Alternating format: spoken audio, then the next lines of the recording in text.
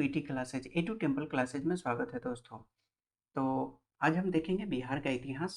Right, Odantapuri शिक्षा केंद्र पालकालीन बिहार में आ गए हम लोग। उदंतपुर शिक्षा केंद्र निम्न में से किस राज्य में अवस्थित था? उदंतपुर कहाँ पे है? बिहार में। हाँ, उदंतपुर शिक्षा केंद्र कहाँ पे था? बिहार में। पाल वंश के संस्थापक कौन थे? गोपाल। कब इन्होंने स्टैब्लिश किया था पाल वंश? 750 से 770 ईस्वी पूर्व तक। विक्रमशिला विश्वविद्यालय के संस्थापक कौन थे? तो ये हो जाएगा धर्मपाल। विक्रमशिला विश्वविद्यालय के संस्थापक कौन थे? धर्मपाल। धर्मपाल का शासनकाल कब से कब तक है? 770 से 810 तक है। विक्रमशिला विश्वविद्यालय की स्थापना किस वंश के शासक ने किया था?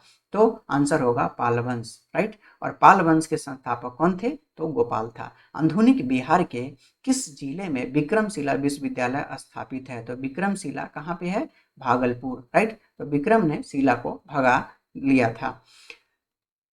उसके बाद नालंदा महाबिहार को आर्थिक अनुदान देने वाला शासक कौन था? राइट, तो आंसर होगा हर्षवर्धन, धर्मपाल और देवपाल। राइट, धर्मदेव।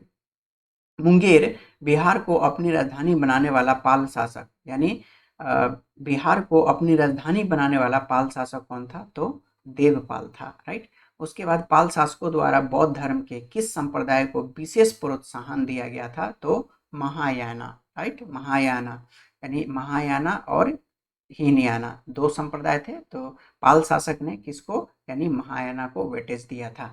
किस शासक के काल में शैलेंद्र वंश के शासक ने नालंदा में एक बौद्ध मठ की स्थापना करा था? राइट, तो आंसर होगा देवपाल। नालंदा विश्वविद्यालय के खर्च के लिए 200 गांवों को दान में किसने दिया था? धर्मपाल ने दिया था।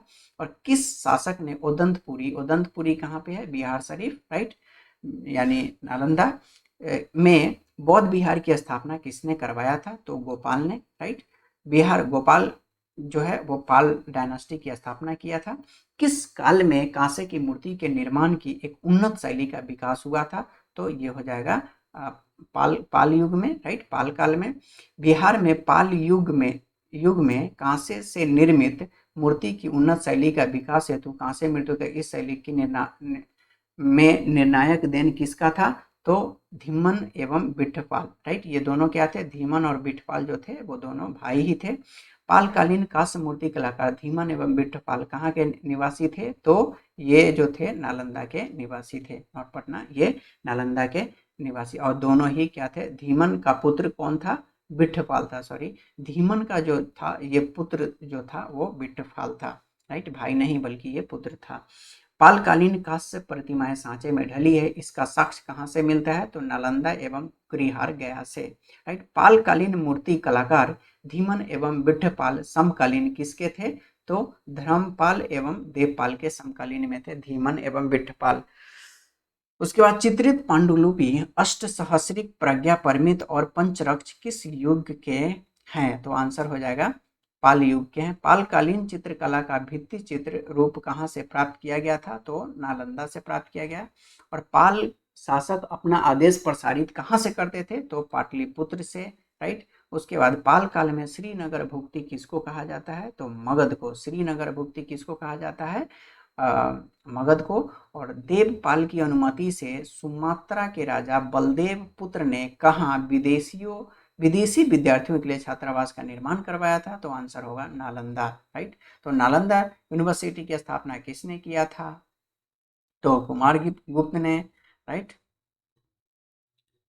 उसके बाद मूव करते हैं कि मिथिला के कर्नाट शासक। राइट, मिथिला के कर्नाट शासक, मिथिला या तिरहुत के कर्नाट राज्य का उदय 1097-98 में किसके शासन काल में हुआ था? तो आंसर होगा रामपाल। मिथिला या तिरहुत के कर्नाट राज्य का संस्थापक कौन था? तो नन्नदेव था। मिथिला के कर्नाट शासकों की राजधानी कहाँ थी? तो ये था सिमरावगढ़। यानी मिथिला के कर्नाट शासकों की राजधानी कहाँ थी? सिमरावगढ़। कर्नाट वंश का अंतिम शासक कौन था? तो हरि सिंह। कर्नाट वंश का पूर्णतः अंत कब हुआ था?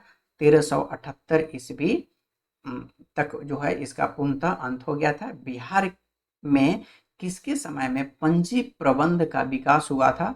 तो आंसर होगा कर्नाट शासक के काल में। तिब्बती इतिहासकार धर्म स्वामी तिरहुत आया था 1234 ईस्वी पूर्व में बख्तियार खिलजी के आक्रमण के समय। राइट, कर्नाट राज्य पर किसका शासन था? तो आंसर होगा हरि सिंह। तो बख्तियार खिलजी ने नालंदा यूनिवर्सिटी को क्या किया था? डिस्ट्रॉय कर दिया था, राइट। नालंदा यूनिवर्सिटी की स्थापना किसने किया था? कुमारगुप्त ने, राइट। तुर्क सेनापति तुगरिल तुगन द्वारा मिथिला पर आक्रमण की चर्चा करने वाला विदेशी यात्री कौन था? तो आंसर होगा धर्मस्वामी, ओके, धर्मस्वामी एवं मुल्ला तकिया, राइट। तो मुल्ला तकिया जो था वो बिहार में आने वाला पहला विदेशी था, मुस्लिम प्रचार के पर्पज से, मुल्ला तकिया। तुगरिल तुगन के अभियान के समय कर्नाटक राज्य का शासक कौन था? तो राम सिंह देव, राइट। तुगरिल तुगन के समय कर्नाटक राज्य का शासक कौन था? राम सिंह देव।